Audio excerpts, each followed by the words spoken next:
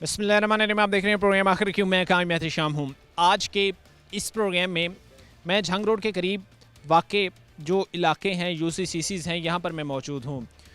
मैं यहाँ पर आने की जो बेसिक वजह है, जो बुनियादी वजह है, वो ये है कि रोज़ाना की बुनियाद पर मुतअद्दिद कॉल्स शिकायत मौसूल हो रही हैं यहाँ पर। मैंने कहा अपनी टीम को कि देखें ऐसी क्या यहाँ पर हालात सूरत हाल बन गई हैं, ऐसी क्या यहाँ पर अल्लाह माफ़ करे को क़यामत टूट पड़ी है कि इतनी हद तक लोगों की शिकायत आना शुरू हो चुकी हैं।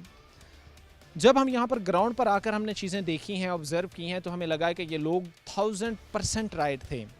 यहाँ के जो हालात हैं वो आप कह लें कि रहने के काबिल ही नहीं हैं। मैं बग़ैर कोशिश करूँगा ताख़ीर लोग हमारे साथ जो हों उनसे मैं बात करूँ। और ये फैसल टाउन है जहाँ पे एग्जैक्ट मैं खड़ा हूँ। आप झंग रोड से बेशतर गुलफिशा कॉलोनी से इधर को जब आएँ, आपको यही सूरत हाल नज़र आएंगी। लोग होंगे हमारे साथ उनकी तरफ। प्रेम के सिलसिले को आगे बढ़ाते हैं। तबाही के मंजरनामे अगर फैसलाबाद में आपने देखने हैं तो आए झंग रोड के अतराफ जो इलाके हैं वो देखें। आपको मालूम पड़ेगा कि यहाँ पर रहने वाले लोग किस तरह अजियत में ज़िंदगी गुजार रहे हैं। रोज़ाना की बुनियाद पर मुतअद्दिद कॉल्स हमें मौसूल होती हैं। रोज़ाना की बुनियाद पर मुतअद्दिद लोग हमसे रब्ता करते हैं और अपने दुख, बाज़ दफ़ा कोई अपने जज्बात पे काबू नहीं रख सकता, रो पड़ता है अपने हालात बयां करते हुए। बाज़ दफ़ा जो विजुअलाइजेशन की जाती है, जो वीडियोस भेजी जाती हैं, जो तस्वीरें भेजी जाती हैं, वो देख के हम भी हैरत ज़दा हो जाते हैं कि क्या ये फैसलाबाद का एंट्रेंस है। क्योंकि अगर आप साउथ पंजाब वाली साइड से आते हैं तो ये आपको एंट्रेंस लगता है फैसलाबाद का, ये झंग रोड। लेकिन सिचुएशन ये है कि जो एंट्रेंस है जिनको बड़ा मेंटेन किया जाता है, वहाँ की सूरत हाल ये है कि वहाँ से हर रोज़ कोई ना कोई शख्स किसी न किसी मर्ज में मुब्तला हो रहा है। इन हालात के पेश नज़र मैं कोशिश करूँगा जो लोग हों, क्योंकि आप बीती दर्दनाक कहानी जो सूरत हाल है वो मुझसे भी ज़्यादा जो लोग हमारे साथ होते हैं वो बेहतर इस चीज़ को बता सकते हैं। वालेकुम सलाम। कैसी तबीयत है? शुक्र अल्लाह का सर। मैं पहले सवाल ही आपसे ये करूंगा कि यहाँ पर रहने वाले लोग कितने परसेंट सेहतमंद हैं, कितने परसेंट लोग सेहतमंद हैं? अगर इनका जो है ना वो टेस्ट लेबॉर्ट्री किया जाए या तजिया किया जाए तो मेरा ख्याल है कि 99% लोग यहाँ के बीमार हैं। 99%? 99। अगर कोई यहाँ पर आकर किसी का कोई टेस्टिंग करता है, हम तो अस्पताल जा नहीं ना सकते। हमारी गलियाँ कीचड़, गलाजत और गंदगी से भरी पड़ी हैं। ये जो है, हम बोल रहा हूँ फैसल टाउन से, ये अल्फ़ा हौजरी की बैक साइड मियाँ अकील की बगल में रहते हैं हम। तो यहाँ पर बात ये है कि आप ये फैसल टाउन के कोई 10-12 गलियाँ हैं। इनमें पहली बात तो ये है कि सीवर लाइन नहीं है। एक सीवर लाइन है जो 9 इंच की है, वो बोझ नहीं उठा सकती। वो सीवरेज का पानी हमारे घरों में, हमारे किचनों में दाखिल हो चुका है। हम मस्जिद में नमाज़ पढ़ने नहीं जा सकते, हमारे बच्चे स्कूल नहीं जा सकते, हम हस्पताल में नहीं जा सकते। सबसे जो बात दुख भरी है ना कि हम जनाजा नहीं उठा सकते। ये हम ऐसे फैसलाबाद में और फैसल टाउन के इलाके में रहते हैं। मैं मुखातिब हूँ इस साफ़ सुथरा पंजाब की टॉप मैनेजमेंट से, जो DCO साहब, और मैं मरियम नवाज से रिक्वेस्ट कर रहा हूँ कि इस इंतज़ामिया से ये तो पूछें कि इस इलाके का ये हाल ऐसा क्यों है। ये उन्हीं इलाकों में जाते हैं जो पहले मरात याफ्ता हैं, जो पहले ही साफ़ सुथरे हैं। क्या हम गलाजत और गंदगी में जो डूबे हुए हैं, हम इनकी तवज्जो के मुस्तहिक नहीं हैं? ज़रा इनसे इंटरोगेशन तो कीजिए, इनसे सवाल तो कीजिए कि ये हमें इग्नोर क्यों कर रहे हैं। हम DC ऑफिस में दरख्वास्तें दे चुके हैं, हम रोज़ाना की बुनियाद पर वहाँ पर कंप्लेंटें दे चुके हैं, और ये गाड़ियाँ लेकर आते हैं और हमसे भत्ता ले जाते हैं।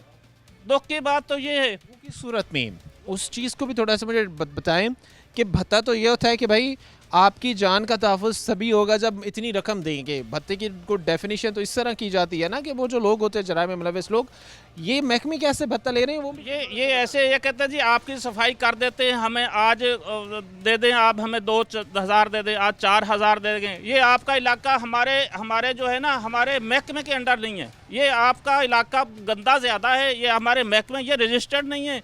ये जो है ना इलाका, ये हमारी इंतज़ामिया में नहीं आता या उनकी तवज्जो के से बाहर है। इसलिए आप हमें ना कुछ पैसे दे दें, हमें ख़र्चा दे दें। ये लोअर तबका है ना, जो सफाई वाला वो हमें मजबूर करते हैं, फिर हम देते हैं। चाह रहे हैं कि पाइपलाइन मौजूद नहीं है। मैं तो जहाँ पर चीज़ें देख रहा हूँ यहाँ पर भी एक गटर बना हुआ है, ये पाइपलाइन है, ये क्या चीज़ है, इसको थोड़ा सा बताएं। या बना के छोड़ दिया या ये फंक्शनल है, ये एक अलामती चीज़ें बनाई हुई हैं कि बाद फोटो सेशन हो जाए कि एवरीथिंग इज ओके? नहीं, ये लाइनें हैं, ये लाइनें इतनी तंग हैं कि ये बोझ बर्दाश्त नहीं कर सकती। पुरानी लाइनें हैं। पुरानी लाइनें, ये सियासी बेस पे ना, ये रिश्वत के तौर पर बनाई गई थी कि जब इलेक्शन का दौर था ना, उस वक्त एक आया था MPA MNA आए थे, उन्होंने कहा कि इनकी लाइन डाल दे। उन्होंने जो लाइन डाल दी वो टेढ़ी है, उसका लेवल नहीं है, वो उसके मुंह खुल चुके हैं। बस उन्होंने इलेक्शन के दौर में हमारा मुंह बंद किया और उसी की सज़ा हम भुगत रहे हैं। मैं यही चीज़ जो एक्चुअल आपके सामने बयान करने की कोशिश कर रहा हूँ, जो आपके सामने वर्ड टू वर्ड रखने की कोशिश कर रहा हूँ, वो ये है कि ये लोग बेचारे वो तबका हैं जो ऐवान में बैठे लोगों को टक्कर नहीं दे सकते, जो दफातर में बैठे ताकतवर अफसरान को टक्कर नहीं दे सकते। ना इन लोगों के पास इतना टाइम है और ना मुआशी हालात इनको इतनी सख्त दे रहे हैं, मुआशी सूरत हाल इनको इतनी सख्त दे रही है कि ये लोग मिलकर एक पुरअमन एहतजाज करें, पुरअमन, जो कि हर स्टेट, हर रियासत, हर आइन, हर कानून, हर मुल्क में जायज़ है। पुरअमन एहतजाज अपने हुकूक के हसूल के लिए। ना ये वो लोग हैं, क्योंकि इनको पता है कि अगर ये लोग स्ट्राइक के लिए निकलते हैं, एहतजाज के लिए निकलते हैं, तो इनके घर का चूल्हा कौन जलाएगा, इनके घर में 2 वक्त की रोटी कौन पूरी करेगा, इनके घर में चूल्हा कैसे जलेगा। ये वो क्वेश्चंस हैं जो पहली दफ़ा इन लोगों के जहन में आते हैं जब ये सोचते हैं कि भाई अब हमें और हल नहीं आता, हम बाहर जो है वो अपना पुरअमन एहतजाज ही रिकॉर्ड करवा दें। यही चीज़ें हैं। एक आम इंसान के लिए एहतजाज, एक आम इंसान के लिए एहतजाज के ज़रिए अपने हुकूक की मांगना वो मुमकिन नहीं है। यहाँ पर लोग, ये इलाका सारा ही गरीब लोग रहते हैं, ये डेली वेजेस वाले लोग हैं, जाते हैं दुकानों पर, रेडियों वाले लोग हैं, इसलिए यहाँ पर लोग एहतजाज के लिए नहीं निकलते। तो मेरी गुजारिश है मरियम नवाज़ से, इसके साफ़ सुथरा डिपार्टमेंट पंजाब से कि हमारी तरफ तवज्जो करें और हमें सबसे पहले तो हमारी ना जो सीवर लाइन है वो मुकम्मल करें, वो डालें। हाँ, उसके बाद ये सफाई का काम होगा। अगर वो सीवर लाइन नहीं होगी, वो आएंगे, वो पाइप खोल कर चले जाएंगे, वो जाते हैं, हम उनके पीछे फ़ोन कर देते हैं ये पाइप बंद हो गई, वो कहते हैं हमने ठेका नहीं उठाया हुआ, जितनी हो सकता था आपने कर लिया, लिहाजा आप अब DC साहब से रब्ता करें। वो DC साहब से कंप्लेंट लिखा कर आ जाते हैं, तो वो कहते हैं जी आप जाएं, हम बंदा भेज देंगे। और ये इलाके का हाल देखें, ये क्या हाल है। सालों से ही ऐसी सूरत हाल में भुगत रहे हैं। मैं यहाँ पर अब यकीन माने कि कोई एक ऐसा दिन नहीं अब गुजरा, हमने कोशिश ये की, मैंने, मेरी टीम ने, कि हम लोगों के मसाइल को उनकी दहलीज पर हल कराने के लिए, क्योंकि जहाँ पर बात हो स्टेक होल्डर्स की, जहाँ पर बात हो पॉलिटिकल डिबेट्स की, जहाँ पर बात हो दीगर चीज़ों को पर बात करने की, वहाँ पर एक चीज़ जिसका होना बड़ा ज़रूरी है वो ये है कि आम आवाम में निकल कर ये चीज़ देखें कि भाई एक बंदा जो 30,000 35,000 कमा रहा है वो कैसे गुजर बसर कर रहा है। एक शख्स कि जो हर चीज़ के बिल दे रहा है, बिजली का बिल दे रहा है, गैस का बिल दे रहा है, वासा का बिल दे रहा है, अब सुथरे पंजाब के बिलों की भी खबरें सामने आ रही हैं, वो भी अदा करेगा, आएंगे तो अदा करेंगे। लेकिन क्या वो चीज़ें इनको मिल पा रही हैं? क्या वो चीज़ें ये ले पा रहे हैं? क्या स्टेट, क्या रियासत इन लोगों को ये चीज़ें फराहम कर रही है? ये चीज़ें इन ग्राउंड पर आकर दिखाना जो है बड़ा ज़रूरी होता है। अस्सलाम वालेकुम भाई, कैसे हैं आप? वालेकुम, क्या नाम है आपका? नसीरुल हसन। अच्छा नसीर भाई, कितने साल से रह रहे हैं यहाँ पे? तकरीबन 10 साल हो गए। 10 साल में क्या बेहतर होते देखा आपने? कुछ नहीं, हमने खुद से किया जो भी कुछ किया। इधर कोई हुकूमती बंदा नहीं आता, कोई नहीं आता। खुद से पैसे दे के हमें करवाना पड़ता है, जो कुछ भी करवाना पड़ता है। तो हमारा सीवरेज का बड़ा मसला है। एक इधर गंदगी बड़ी है, बच्चे बीमार हो जाते हैं, हमें लेके डॉक्टरों के पास जाना पड़ता है। तो हमें ये परेशानी है कि हमें हमारी सुनी जाए, इधर सीवरेज का निज़ाम ठीक होना चाहिए। क्या परेशान हैं? कहते हैं कि हमारे सुनी जाए। आप लोगों ने टैक्स दिए, बिलों की अदायगी की, एवरीथिंग जो आप लोग कर सकते थे आपने किया।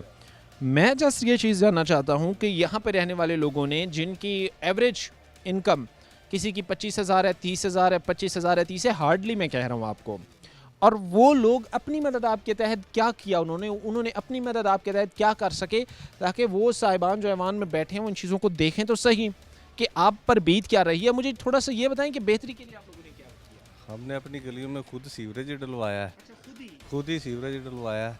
तो ये गलियां हमने बिल्कुल सीधी खुद ही की है, मिट्टी वगैरह डलवा के। तो खुद ही करते, जो कुछ भी करते, इधर कोई नहीं अदारे के बंदे आते। अगर किसी को बुलाना पड़ता है तो पैसे देने पड़ते हैं, तो खुद से कोई नहीं इधर आता, कोई नहीं आके पूछता क्या मसला है क्या कुछ है। जो इधर से जीत चुके हैं वो भी नहीं इधर एक दफ़ा भी नहीं आ चुके आए। जीतने वाले साहिबान कौन थे, उनका भी ज़रा नाम। नहीं, वो जाद सरफराज का बेटा क्या अली सरफराज जो है वो, और वो दूसरा अब्दुर्रज़ाक, यहाँ से पाकिस्तान तहरीक इंसाफ जी, हाँ, वो जीती। पाकिस्तान तहरीक इंसाफ ने वोट। इसी बात की सजा हमें मिल रही है।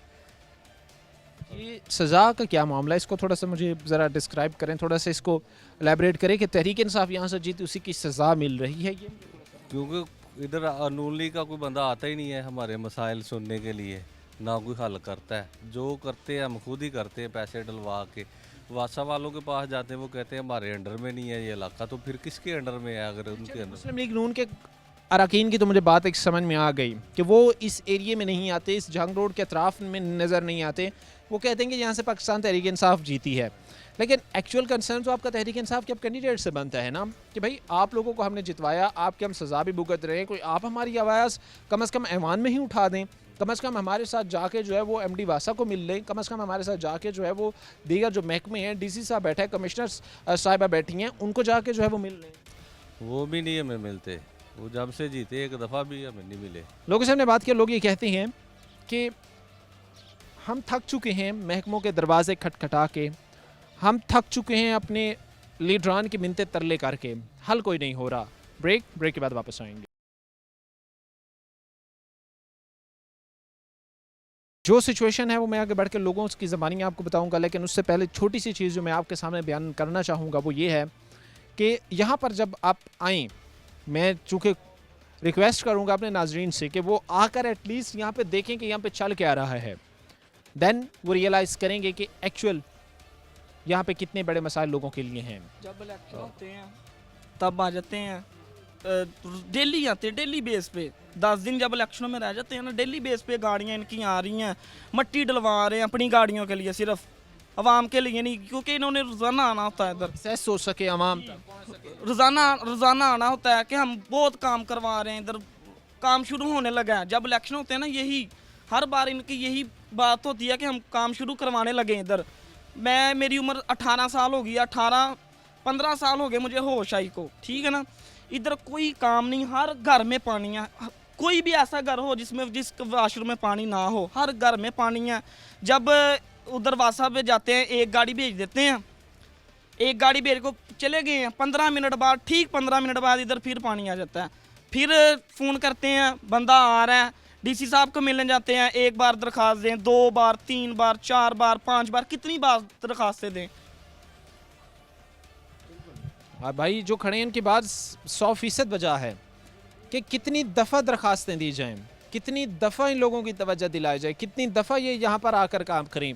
जाहिर सी बात है कि फिर सवाल करना तो बनता है कि भाई तनख्वाहें किस चीज़ की ले रहे हैं, फिर टैक्सेस किस चीज़ के ले रहे हैं। जी हैं, वो भी पैसे लेके जाते हैं, अभी कल पैसे दिए हैं। एक चीज़ मैं थोड़ी सी जानना चाहूँगा, क्योंकि मैंने यहाँ पर आते हुए कुछ नए बने हुए घर देखे, कुछ ऐसे जो है वो मैंने घर देखे जो नए बने हुए थे, कुछ अतराफ़ में मैंने ऐसी सूरत हाल देखी। तो यहाँ पर अगर एक शख्स, चूँकि उसके पास इतने वसाइल नहीं है कि वो कहीं पर और अच्छी जगह शिफ्ट हो सके, वो सारी ज़िंदगी जमा पहुँची करता है, मेहनत मजदूरी करता है, घर बनाता है, उसका वो घर कितना अरसा टिक पाता है। जब हम चीज़ देखते हैं कि भाई यहाँ पर भी पानी है, घरों में भी पानी आ रहा है, घर कितना टिक पाता है। ये इस घर की मिसाल ले लें, इस घर को बनाए अभी 3-4 साल हुए हैं, इसका अंदर से जाके हाल देखे, इतने पैसे लगाए उन्होंने, 30-40 लाख रुपया मेहनत मजदूरी करके, पता नहीं कितने साल हो गए उनको जमा करते हुए, वो अंदर से जाके उनका हाल देखें क्या हो गया। दराड़े हैं अंदर, दराड़े हैं इधर। ज़्यादा लोग यही रहते हैं जो किराएदार हैं, लोग इधर मकान बना दे जा रहे हैं जिनके पास पैसे हैं। थोड़ा सा मुझे ये भी एक चीज़ आपने बतानी है कि क्या यहाँ पर, चूँकि पहले भी एक कन्फ्यूजन थी, अब मैं चूँकि अब हमने भी इस चीज़ को मुतअद्दिद कई जो एमडी साहिबान गुजरे हैं, जब से मैं ख़ास तौर पर जो है वो सिटी 41 के इस चैनल से, इस प्रोग्राम से जो है वो मैं कोशिश कर रहा हूँ कि ये आवाज़ उठाई जाए, और ख़ास तौर पर जो झंग रोड पर रहने वाले और अतराफ़ में रहने वाले जो लोग हैं। मैं थोड़ी सी एक चीज़ जो अब जानना चाहूँगा वो ये है कि क्या यहाँ पर, क्योंकि आगे से एतराज़ ये आता है कि भाई यहाँ पे कोई फैक्ट्रियाँ पहले बनी हुई थी, अब फैक्ट्रियाँ जहाँ पे होती हैं तो वहाँ पर पानी के ओवरफ्लो का भी मसला होता है, वहाँ पर पानी का भी इशू होता है, वहाँ पर जो है वो इस तरह के इंफ्रास्ट्रक्चर को मेंटेन रखने का भी मसाइल होते हैं। तो क्या यहाँ पर पहले एक्चुअल रिहाइशें थी, फैक्ट्रियाँ बनी, या फैक्ट्रियाँ थी फिर रिहाइशें बनी? पहले रहायशें थी फिर फैक्ट्रियाँ बनी। जी, यानी ये उनका ऑब्जेक्शन गलत है, गलत है। जिसमें वो कहते हैं कि भाई यहाँ पर पहले फैक्ट्रियाँ थी फिर ये नहीं। सबसे ज़्यादा सारा एलिगेशन पता क्या है, इधर चिमका वाली फैक्ट्री है, ठीक है। तकरीबन मुझे 27 साल हो गए इधर रहते हुए, बचपन से लेकर यानी कि मेरे सफ़ेद बाल आ गए, ठीक है। तो इधर ना सबसे ज़्यादा मेन प्रॉब्लम ये है, ये जो चिमका वाली फैक्ट्री है उसके अंदर एक दफ़ा आप विज़िट कर लेना, उस फैक्ट्री का इतना पानी है ना, कोई 3 इलाके ले लेना, उसका पानी कम होगा, उसका उससे भी ज़्यादा। वही एक फैक्ट्री जो पानी रिलीज़ कर रही है, वही यहाँ पर जो है वो मसाइल का बायस जो है वो बना है। जी वालेकुम सलाम। क्या नाम है आपका? जी भाई, मेरा नाम अलाइता है। अच्छा, कितने साल हो गए यहाँ पर आपको रहते हुए भाई? भाई हमें यहाँ पे ना 25 साल हो गए। 25 साल हो गए। 25 साल। और मेरी 25 साल में मुझे यहाँ पे आपने 2 अच्छी चीज़ें गिनाई हैं, सब ने शिकायतें की हैं। चले हम अपने अच्छा काम करते हैं, हमारे महकमे उनकी तारीफ़ें करते हैं आप और मैं। मुझे ज़रा बताएं, नहीं मुझे ज़रा बताएं, अब हम उनकी तारीफ़ें करेंगे, मुझे ज़रा बताएं कौन से 2 अच्छे काम किए उन्होंने? सर, एक तो मरियम नवाज़ ने ये कहा है कि साफ़ सुथरा पंजाब, हर गली हर मोहल्ला होगा अब साफ़ सुथरा होगा। तो हमें तो यही लग रहा है कि जो ये साफ़ सुथरा पंजाब है, या तो हमें सोशल मीडिया पे नज़र आ रहा है। तो एक पहले भी आए थे, इंटरव्यू लेकर गए हैं, उन्होंने वो भी यही कह रहे हैं, 3 मरतबा यही हो चुका है। ये पानी है, जब भी आए वो उधर से वो रिक्शा नहीं खड़ा हुआ, रिक्शे से आगे आगे ना 8 गटर थे, वो सरकारी मुलाजम के अंदर थे कि मैंने साफ़ करने हैं। तो जब हम गए ना उसके पास, वो हमें ये कह रहा है कि हमें 2000 रुपया गटर का एक का दो, हर 2000 रुपया दो, 8 गटर के 16,000 रुपया हमें इकट्ठे करके दो, फिर हम साफ़ करेंगे। कहते हमें आर्डर भी आया हुआ है, हम किसके पास जाएं आप बताएं। हमें यहाँ पे 25 साल हो गए, मैं 22 साल 23 साल से इधर पानी देख रहा हूँ। इधर ऐसे ही पानी है, गंदगी है, कहीं बाहर नहीं जा सकते, बाहर निकलते हैं तो बदबू आती है, फिर अंदर चले जाते हैं। तो अब देखें ना, एक मेरी बात सुनिए, अब ये गली है ना, इधर आपने देखना है, अब किसी का फौत हो जाए, अल्लाह ना करे, वो कहाँ पे बिठाएगा अपने लोगों को? क्या अब मैं ये कहूँगा कि वफाक में अगर मेरी वीडियो देख रहे हैं तो उन्हें ये समझ आनी चाहिए कि अगर कोई यहाँ पे किसी का जनाजा पड़ा हो तो वो कैसे लेकर जाएंगे। वो आगे देख रहे हैं आप कितना पानी है, इधर देख रहे हैं कितना पानी, किधर बिठाएंगे? ये जितनी चीज़ें सारी मोहल्ले वाले ने अपने तहत बनाई है, तो हमें ये कह रहे हैं साफ़ सुथरा पंजाब आ। मैं मरियम नवाज़ साहिबा को यही कहूँगा कि हमारे मोहल्ले में एक दफ़ा आएँ तो सही, अपना कोई अफसर तो भेजें कि हमारे आगे मसाइल तो देखें, हमारे ऊपर क्या बीत रही है। क्योंकि आपने बड़ा एक वैलिड पॉइंट उठाया है कि चीज़ें मेंटेन करना बड़ा ज़रूरी है। एक ऐसी अथॉरिटी हो, क्योंकि ऑलरेडी जहाँ पे हमारे ऊपर 50 महकमे हैं, चलें एक और का हम बोझ बर्दाश्त करने को तैयार हैं, लेकिन एट लीस्ट वो 1000% एक एक्यूरेट अकाउंटेबिलिटी करके एक रिपोर्ट दे कि भाई ये महकमा इसकी ये कारकर्दगी रही है। क्योंकि अब जो कि एक बड़ा बुरा ट्रेंड चल पड़ा है फ़ोटो सेशन का, जिसमें तस्वीरें खींच के भेज दें, मामला ओके ही है जी, इसका तो कम से कम इसका तो हल निकाला जा सके ना। सर ये ना पिछले साल की बात है, यही अगस्त में जब बरसात का मौसम था, ये हमारे ना गवर्नमेंट स्कूल है। अब बच्चों ने एहतजाज किया है, बच्चे बेचारे अपनी स्टडी को अपने फ्यूचर को देखे कि एहतजाज करें पानी के लिए। वो बच्चों ने तख्तियों के ऊपर ये लिखा हुआ था कि हमें इंसाफ दें, हमें यहाँ पर अगर हमारे देखें हमारे मसाइल हल करें। तो बच्चे तख्तियाँ उठाकर पानी में खड़े हैं, पानी इतना है घुटनों तक। मैंने आते हुए ये चीज़ देखी है, एग्जैक्टली ये भाई की बिल्कुल दुरुस्त बात है। मैंने आते हुए ये चीज़ एक्सपीरियंस की है। मैं जब आ रहा था तो हमने रास्ते में देखा कि वहाँ पर स्कूल था और स्कूल के सामने बिल्कुल पानी खड़ा हुआ था। अच्छा, मैं अभी जो है वो चंद चीज़ें आपको दिखाऊंगा आगे ज़रा चल के। तो ख़ास तौर पर एक चीज़ जो मैं गोश गुजार आपकी जहन कराना चाह रहा हूँ, वो ये कराना चाह रहा हूँ, ये लोग और जो बुज़ुर्ग खड़े हैं और जो भाई खड़े हैं, ये सब बेचारे फैसलाबाद के रहने वाले हैं। मैं गारंटी देता हूँ ये यहाँ के रहने वाले हैं। इनके आईडी कार्ड्स देखें, इनमें से 90% यहाँ के हैं भाई। कोई अफ़गानिस्तान, भारत, अपना या किसी और मुल्क से नहीं आया हुआ, ये सब पाकिस्तानी है। खुदा का खौफ करें, इनको इनके हुकूक ज़रूर दिए जाएँ। आप अपनी बात वाइंड अप करें क्योंकि मैंने ये चीज़ें आगे बढ़ के भी दिखानी है। सर पता क्या, मुझे 27 साल हो गए इधर रहते। जब मैं आया था जवान था, अभी बाल सफ़ेद हो गए। इस रोड पे कहीं भी चले जाएं, सबसे पहला वासा वाले पता क्या करते हैं, रात के जब 2 बजते हैं ना, मैंने अपनी आंखों से देखा है, ये गटर में गटर खोलते हैं, गटर के अंदर डालते हैं बोरा, ठीक है, सुबह को फिर वो ही वासा वाले गटर क्यों वो क्यों इसलिए डालते हैं क्योंकि इनको पैसे मिलते हैं, फिर गटर साफ़ करने के पैसे मिलते हैं, ठीक है भाई कि बिल्कुल वैलिड पॉइंट है। अच्छा, मैं कोई भी माहौल, कोई भी रिहायशी, कोई भी शहरी हो, फर्स्ट प्रायोरिटी उसकी ये होती है कि भाई मैं जहाँ पे रह रहा हूँ वहाँ का एनवायरनमेंट साफ़ सुथरा होना चाहिए। आप यकीन माने कि जितनी कंप्लेंट्स मुझे मेरी टीम को रोज़ाना की बुनियाद पर इन एरिया से मौसूल होती हैं, किसी भी एरिया से फैसलाबाद की नहीं होती, मैं खुद परेशान हो जाता हूँ कि अल्लाह माफ़ करे क्या क़यामत आन पड़ी है। लेकिन जब हम आकर देखते हैं फील्ड में, ग्राउंड पे आके देखते हैं तो वाकई लगता है कि भाई क़यामत अंगेज़ मनाजिर हैं। क्यों? क्योंकि ये हालात हर घर में बीमारियाँ बांट रहा है, ये सूरत हाल हर घर में बीमारी बांट रही हैं। ये ज़रा सलीम आप दिखाएं। अब मुझे ये चीज़ एक बड़ा सिंपल सा सवाल है, मेरा बड़ा एक कॉमन सेंस वाला क्वेश्चन है, इस इन्वायरमेंट में क्या हम ये चीज़ एक्सपेक्ट कर सकते हैं कि कोई शख्स बीमार ना होगा? क्या ये हम चीज़ एक्सपेक्ट कर सकते हैं कि कोई शख्स जो है वो उसको कोई बीमारी लाहक नहीं होगी? इम्पॉसिबल। बीमार होगा, बीमारियों में मुब्तला होगा, और इसका सिर्फ ज़िम्मेदार वो महकमा होगा जिसके पास करोड़ों के फ़ंड भी हैं, लाखों की मरात भी हैं, लाखों रुपए के एक अफसर सैलरी ले रहा है, लेकिन उनके काम देखें, ये सिचुएशन नज़र आती है। मैंने ब्रेक पे जाना है, ब्रेक से पहले इस चीज़ की मुझे तस्दीक करा दें कि अगर एक घर में 10 बंदे रह रहे हैं, उसमें कितने बीमार हैं? उसमें तकरीबन आधे से ज़्यादा बीमार हैं, आधे से ज़्यादा बीमार हैं। सबसे जो दुख वाली बात है ना, वो ये है कि यहाँ पर महकमा हेल्थ के लोग आते हैं, वो विज़िट करते हैं। हेल्थ का डिपार्टमेंट भी हाँ, वो आते हैं, महकमे के को 5-7 महकमे के बंदे यहाँ पर रोज़ाना आते हैं, वो सब कुछ देखते हैं, फुटेज बनाते हैं। वो कहते हैं जी हमने ना तो टॉप मैनेजमेंट को हमने सेंड कर दिए। टॉप मैनेजमेंट कौन सी है भाई? टॉप मैनेजमेंट को वो चीज़ जाती तो वो चीज़ हल हो जानी थी। टॉप मैनेजमेंट की आंखों से हम ओझल हैं ना। वो कहते हैं कि गवर्नमेंट से आप फंड मंजूर करवाएं, ये MP MN की ग्रांट से आपका काम होगा। क्या हम शहरी नहीं है? टॉप मैनेजमेंट की जो नजर करम है उससे ये लोग महरूम हैं। ब्रेक लूंगा, ब्रेक के बाद वापस आऊंगा। ब्रेक के बाद आपको खुशामदीद कहते हैं, प्रोग्राम के सिलसिले को आगे बढ़ाते हैं। ये मसला जो है वो सिर्फ मर्द हजरात के लिए तकलीफ़ का बायस नहीं है, बल्कि सबसे ज़्यादा मैं ये समझता हूँ कि ख़वातीन के लिए ये चीज़ दर्द सर है।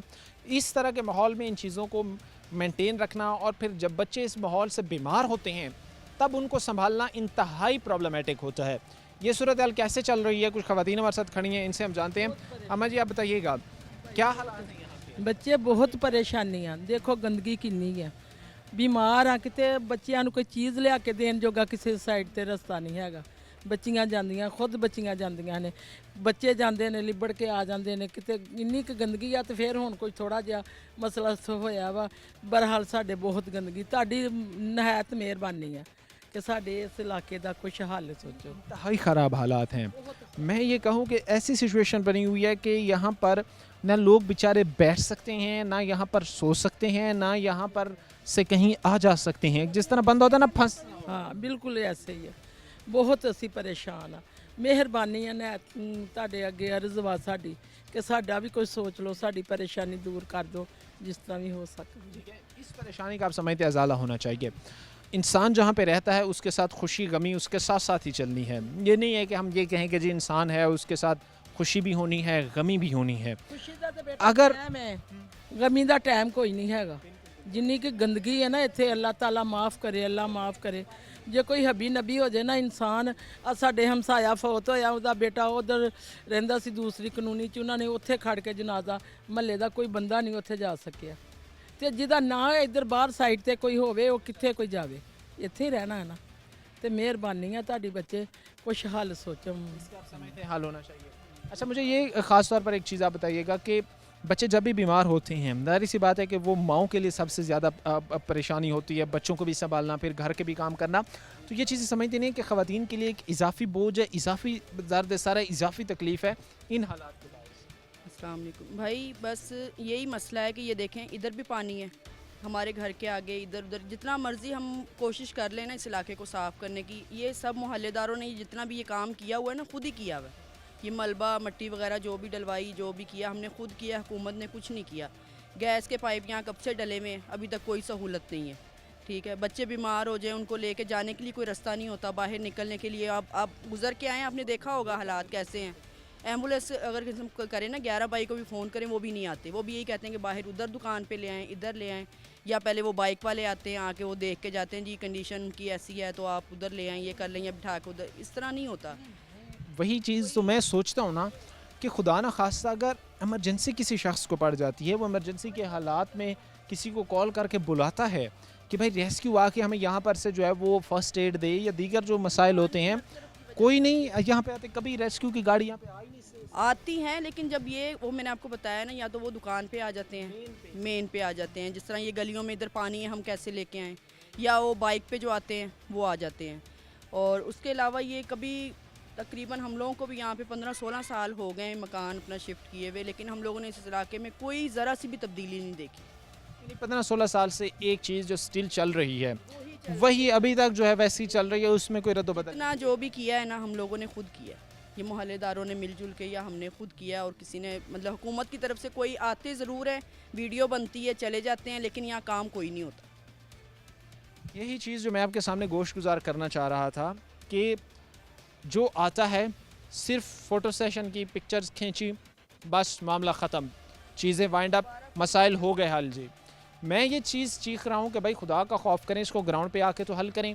अच्छा आप मुझे थोड़ी सी एक चीज़ बताइएगा। अभी यहाँ पर एक खातून खड़ी हुई थी, उन्होंने बात की कि भाई यहाँ पर तो रिश्ते नहीं हो रहे, जवान बच्चियाँ हैं, जवान बच्चे हैं, वो घरों में बैठे हैं, उनके रिश्ते जो है वो कहीं नहीं हो पा रहे इस हालात की वजह से। वो क्या चीज़ है उसको भी थोड़ा सा। वो लोग यही कहते हैं कि ये इलाका बहुत गंदा है, हमने गंदगी की वजह से नहीं आना, ना अपने बच्चे भेजने हैं, कोई देखने भी नहीं आता। अगर कोई किसी का रिश्ता हो भी रहा है ना, तो वो कहते हैं वो इलाका बहुत ख़राब है, हम नहीं आएंगे।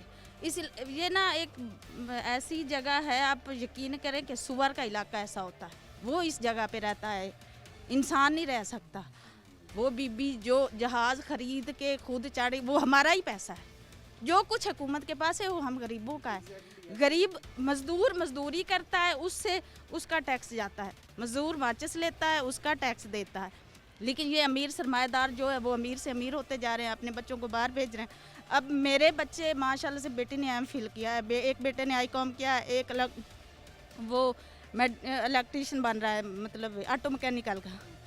लेकिन वो उसको ना कॉलेज जाने के लिए बहुत मुश्किल होती है, गुजरने का रास्ते नहीं है ना, जाहिर सी नहीं है। मेरी बेटी यूनी जाती है, वो घर बैठ के सारा कुछ करती है, उसके बाद हफ्ते में एक दफ़ा उसको मुश्किल से भाई ले जाता है, वो अपना काम दे के आती है, वरना वो कहती है माँ मैंने इधर से नहीं निकलना। मेरा बेटा 2 साल तक बीमार रहा है, मैं पैदल जाती थी, मैं मोटरसाइकिल पे नहीं चढ़ती, मुझे डर लगता है, मैं 3 दफ़ा गिर चुकी मोटरसाइकिल से। तो यहाँ इंसान रहते हैं, कोई नमाज़ पढ़ने नहीं जाता। मेरे बच्चे घर में नमाज़ पढ़ते हैं, जो 5 वक्त मस्जिद में जाते हैं। लोग जाने से जो है वो महरूम है। ये चीज़ें हालात हैं जो मैंने आपके सामने बयान की हैं। इन चीज़ों को ठीक करने की हमें ज़रूरत है ताकि हालात बेहतर हो सकें। मदरसा हैं, मसाजिद हैं, लोग नमाज की अदायगी से महरूम हो रहे हैं। मुख्तसर सी ब्रेक से बाद वापस आएंगे। ब्रेक के बाद आपको खुशामदीद कहते हैं। प्रोग्राम के सिलसिले को आगे बढ़ाते हैं। मैं इस शदीद गर्मी में जिन लोगों के पास आया हूँ, इन्होंने जो सूरत हाल मुझे बताई है, यकीन माने कि इंसान सोचता है अरबों के रेवेन्यू इकट्ठे करके दे रहा है शहर Faisalabad, textile industry, Manchester industrial hub, क्या क्या और टाइटल लकब मिले हुए हैं। पॉइंट या सवाल ये है, काम रत्ती बराबर भी नहीं हो रहा गरीब की बेहतरी के लिए। यहाँ पे जो इलाके अबतर हालात में, वो अबतर से अबतर होते जा रहे हैं, बेहतरी कहीं पे नज़र नहीं आ रही। सर इलाज ऐसे जा रहे हैं इधर में, अगर कोई इधर हमारे पास आग लग गई, इधर ये CC 129 का इलाका है, शहरी एरिया है, उधर आग लग गई, कोई फायर ब्रिगेड नहीं इधर पहुंच रहा था। सारा सामान जल गया, सारा घर जल गया, कोई फायर ब्रिगेड तक नहीं पहुंचा, ना एम्बुलेंस पहुंच सकती है, ना फायर ब्रिगेड पहुंच सकती है, ना कोई दवाई लेने के लिए कहीं को जा सकता है। नमाज पढ़ने के लिए जाना मस्जिद में कोई रास्ता नहीं है, घर में नमाज पढ़नी पड़ती। अभी बारिश नहीं हुई, कल परसों का अगर आज बारिश हो जाती है, कोई घर समझ लो कर्फ्यू लग जाएगा, कोई इधर उधर नहीं जा सकता। यानी वो सारी मूवमेंट खत्म हो जाती हैं, वो बंदे घरों में बैठ जाएं इस इंतजार में कि भाई कब ये पानी निकलेगा। घरों में दूर होकर बैठ जाते हैं, कोई इलाका नहीं, कोई काम नहीं हो रहा है। इधर CC 129 है, शहरी एरिया है। हमारी मरीज में से गुजारिश है कि इधर को ध्यान दें। हमारे बच्चे नहीं स्कूल जा सकते, बच्चे मस्जिद में नहीं जा सकते पढ़ने के लिए। हमारी औरतें, हमारी बीबियाँ, बेटियाँ, बच्चियाँ वो घर से बाहर नहीं निकल, स्कूल में नहीं जा सकती। बहुत हालत ख़राब है हमारी। हकामे वाला से गुजारिश है। ये मुझे एक थोड़ी सी चीज़ आप ज़रा बताइएगा, ये हालात क्या शुरू से ऐसे थे या ये कोई एक स्पेसिफिक हम कहें कि भाई इस सियासी जमात के दौरे हुकूमत में ज़्यादा मसाइल पैदा हुए, इस सियासी जमात के दौरे हुकूमत में ज़्यादा चीज़ें? ये नहीं कह सकते, ये काफ़ी देर से ख़राब है। हमारे DCO आए थे ना, वो नसीम सादक, उन्होंने बहुत मेहनत की इधर, वो इलाका साफ़ हो गया। उसके बाद सियासी घूमते आ गई, वो कोई काम नहीं करवा सकी। अभी इस इलाके में कोई काम नहीं हुआ। वो 2 साल हो गया उन्होंने इफ्तिताह किया था कि उधर सीवरेज का निज़ाम जो चल जाएगा, अभी तक कोई सीवरेज का हल नहीं हुआ। यानी 1 साल से चीज़ें वैसे ही अटकी हुई। 1 साल तो कम है, कई साल हो चुके, कोई इधर ध्यान नहीं दे रहा। कोई आता ही नहीं, ना MPA आ रहा, ना MNA आ रहा है, कोई इधर ध्यान नहीं देता है। सभी ये काम जो भी है सभी आप अपने दफ्तर में बैठे हैं AC में, इधर कोई बाहर गुजरने का इलाका नहीं है कोई जगह। ऐसी बात है सर? बिल्कुल बिल्कुल ऐसे ही। पूछने को तैयार नहीं है कि गरीब हर दायरे के पास गए हैं, कोई कह देते हैं आपकी दरख्वास्त है ना जो मंजूर हो गई है, तो बंदे आ जाएंगे। बंदे आते हैं, आके टाइम वेस्ट करके चले जाते हैं। सिर्फ टाइम वेस्ट करने के लिए आते हैं, वो काम नहीं करते। जाहिर सी बात है, अगर फ़ोटो सेशन करेंगे तो टाइम वेस्ट ही होगा ना। हम ये तो नहीं कह सकते कि अभी को टाइम ठीक हो। जी 2 दिन पहले मैं उधर ऑफिस में गया हूँ, उन्होंने कहा जी आपका काम हो जाएगा। दूसरे दिन बंदे आ गए हैं, लेकिन वो आए हैं, एक गटर खोला उन्होंने तो चले गए हैं, पूरी लाइन बंद है, अभी तक बंद है। ये को काम नहीं करते वो, जितना मर्जी आप कह लें, जो मर्जी कह लें, वो काम नहीं करते। तो ये वासा वालों से गुजारिश है कि ये जो वो कह रहे हैं कि लाइन पड़नी है, उधर को डल रही है बड़ी लाइन 6 फुट की, तो 6 फुट की लाइन को 3 साल हो गए हैं, हम इधर डूब रहे हैं। वो वाइंड अप नहीं हो रही, जो असल मसला है। ऐसे ही है सर, ये सर कि जो पाइपलाइन डली हुई है वो अब इतना लोड बर्दाश्त नहीं कर पाती। ठीक होना चाहिए, इसको समझते हैं। हाँ, ये सही होना चाहिए, क्यों नहीं है। ये तो 20 साल से जो इलाके की जो कोई भी नहीं सुनाई हो रही है, ठीक है ना। तो ये मसला तो हल होना चाहिए। लोगों को गुजरने के लिए बड़ी प्रॉब्लम हो रही है, और पोल्यूशन देखो आपके सामने है, ठीक है ना। चीज़ें बेहतर करने की हमें ज़रूरत है, ताकि यही चीज़ें कल को मज़ीद ऐसे मसाइल ना खड़े करें जो खुदा न खास्ता किसी बड़े हादसे की जो है वो वजह बन सके। आज के प्रोग्राम के साथ कायम अच्छा हमारी पूरी टीम को दस अगले प्रोग्राम तक अल्लाह ने के बाद।